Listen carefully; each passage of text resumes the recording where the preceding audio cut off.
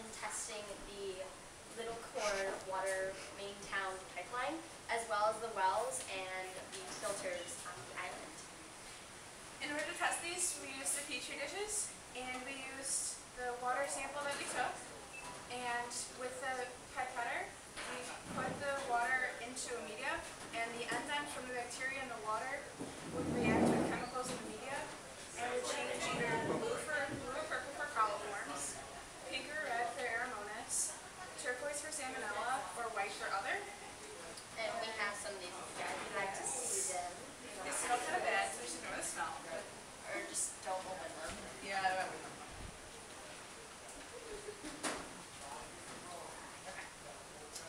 And so basically the little dots are colonies, and they're just clusters of the bacteria growing on there.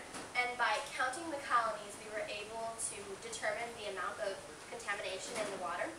And of course, with numbers, you always have units. And so the units we used were the cell-forming unit per milliliter. And basically, you take the number of colonies counted, and you divide it by the amount in milliliters of water sample that was mixed with the media. And once you divide that, you get the CFU per slash milliliters. And so what we did is we tested 6 different locations on the island, and they were all connected to the main water line. And with the dive shop, though, we did have multiple faucets tested, and each faucet had 3 trials. It was pre and post bleaching.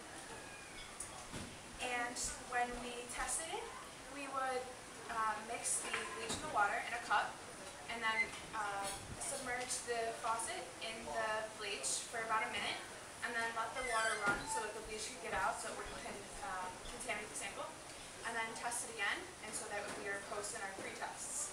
And then we would put them in the Petri dish with the media, and 2 days later it's found bacteria. And usually you put the Petri dishes in a little cultural, it's like a mini oven, but since it's so hot here, we don't need to do that. So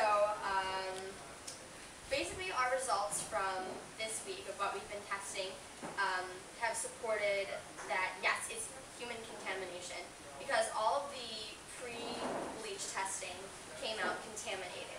And once we bleached everything, the water is perfectly clean, just like the main water pump in town, the results for that. So we have come to the conclusion that people touching the faucet is ultimately contaminating the water, and it's nothing in the pipes. So that's a lot easier to handle if you just clean your faucet every so often. And then we also tested some filters, which you'll see in some of the pictures are filters. And so people would put their water in a little, it's a bowl of sorts, and then it goes through silver, and the silver will kill the bacteria. And then after the filters, we did Well Wednesday, which was we went around, tested all 5 of the wells, but we found that the data with the contamination was inconclusive with with rainfall, because when the rainfall fluctuated, the contamination also fluctuated, but in different ways. And so there's no conclusive data with that. And there were also other variables such as whether or not the well was covered, if there was vegetation around it, or if the area around the well was cleared, if there were animals, or if the owner of the well actually cleaned it with bleach, and then see if that would help the water. And also on the island we worked, we had to go around and we interacted with a lot of people, and we really got to see the culture of the island, and just all the different places that we wouldn't have just normally walked into somebody's house randomly. So we got to meet so many different people, and the guy who we tested, he was the second well that we tested. Berto. Yes, Berto. Everyone calls him Berto. And he just told us this great story about his sister, and he just kept talking, and you just try to understand what you could, and it was just really nice to see people welcoming and willing to share their stories.